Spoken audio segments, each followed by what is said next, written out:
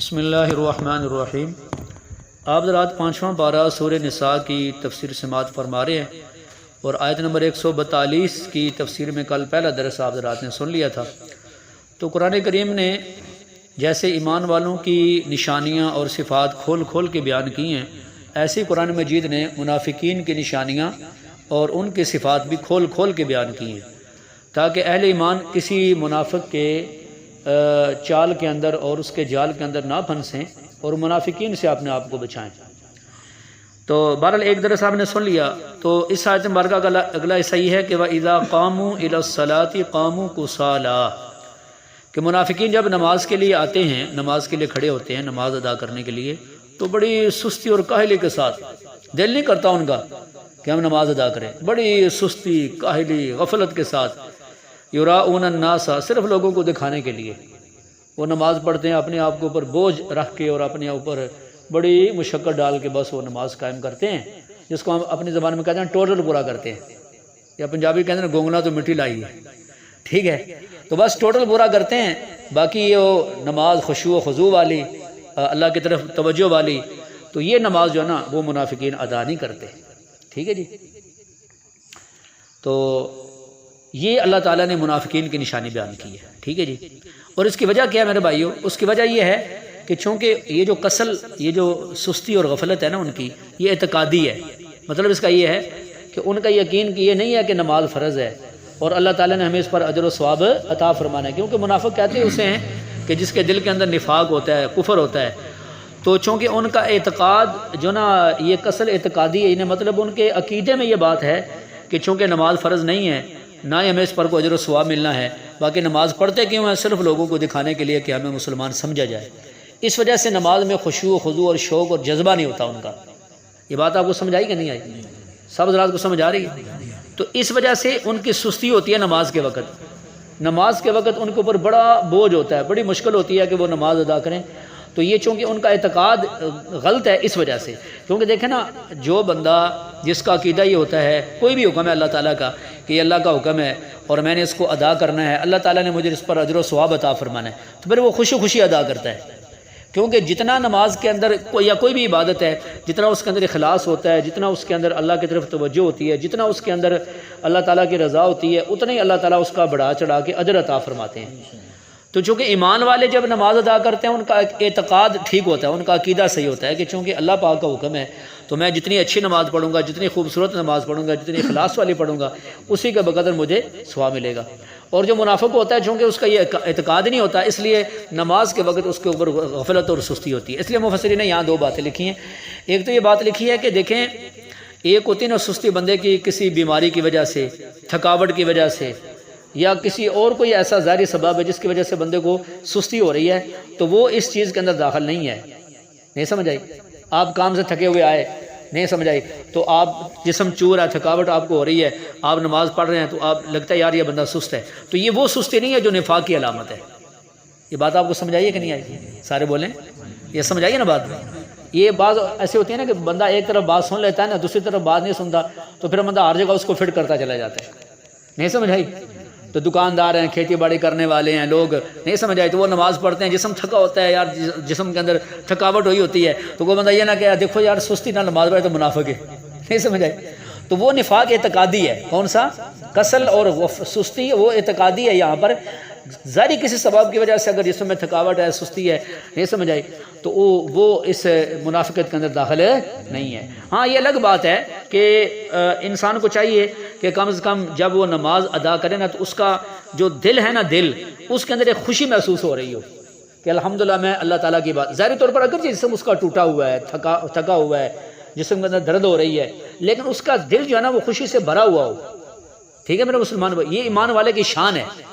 تو حدیث میں بھی آتا ہے نا کہ بھئی جب پوچھا گیا نبی پاک صلی اللہ علیہ وسلم سے کہ ہمیں مفہوم ہے حدیث کا کہ ہمیں کیسے پتہ چلے گا کہ ہمارا ایمان زیادہ ہو رہا ہے یا کم ہو رہا ہے، تو آپ صلی اللہ علیہ وسلم نے ارشاد فرمایا تھا جب تم نیکی کرو نا تو تمہیں خوشی محسوس ہو کہ میں نے نیکی کی ہے، تمہارے دل میں خوشی آئے،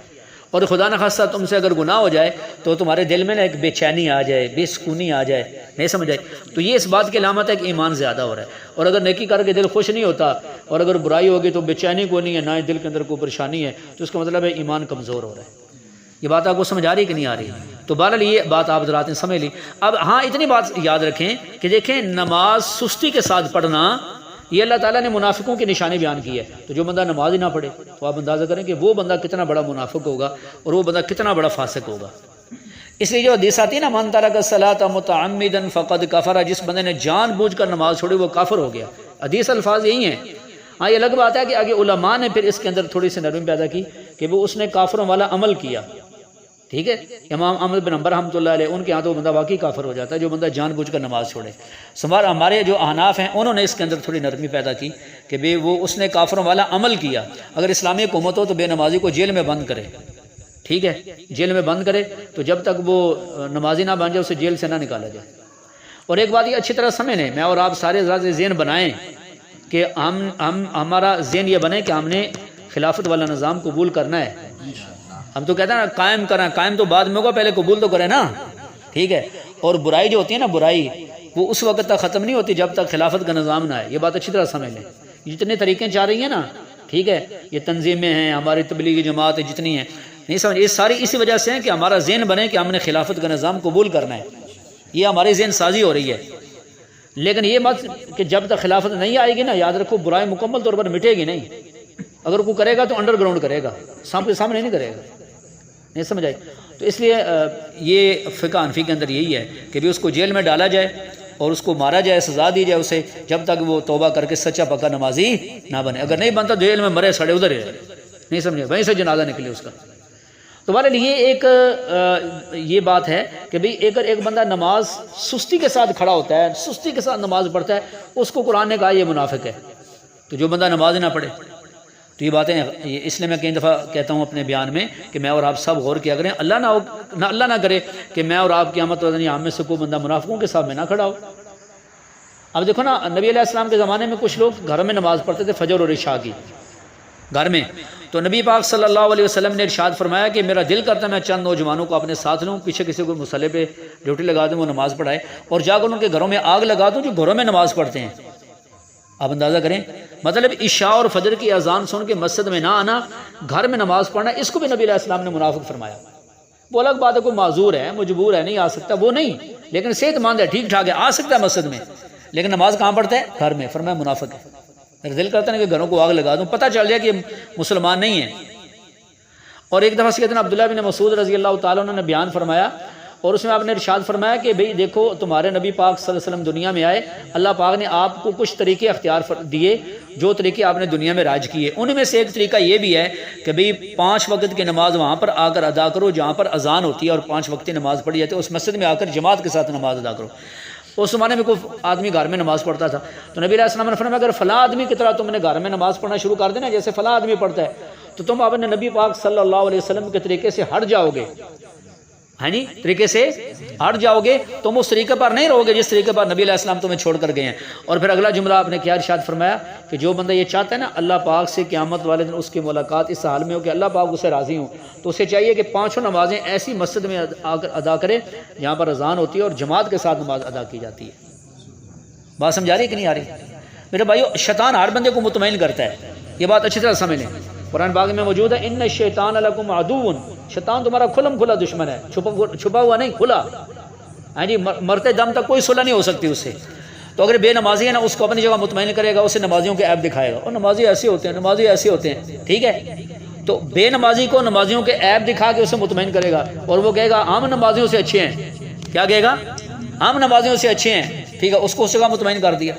ایک بندہ صرف نماز جنازہ پڑھتا ہے، کبھی کبھی اپنا نماز جنازہ پڑھتا ہے، کوئی بندہ فوت ہو جائے، اس کو اس کی جگہ مطمئن کرے گا۔ ایک بندہ عید کی نماز صرف پڑھتا ہے، اس کو اس کی جگہ مطمئن کرے گا۔ ایک بندہ صرف جمعے کی نماز پڑھتا ہے، اس کو اس کی جگہ مطمئن کرے گا۔ کوئی بندہ گھر میں نماز پڑھ رہا ہے، اللہ قبول کرنے والے نے کہ نہیں سمجھ آئی، اللہ قبول کرنے والے ہیں، مولویوں کی گلاں، ہاں جی، مولویوں کی باتیں چھوڑو، اللہ قبول کرنے والے ہیں، اس کو اس کی جگہ مطمئن کرے گا۔ ہر بندے کو اس کی جگہ مطمئن کرے گا۔ لیکن میرے مسلمان بھائیوں، بندے کو مطمئن نہیں ہونا چاہیے بلکہ ڈرنا چاہیے۔ کیا کرنا چاہیے؟ ہاں، مومن کی شان یہ ہے کہ وہ سب کچھ کر کے بھی اللہ سے ڈرے، مطمئن نہ ہو،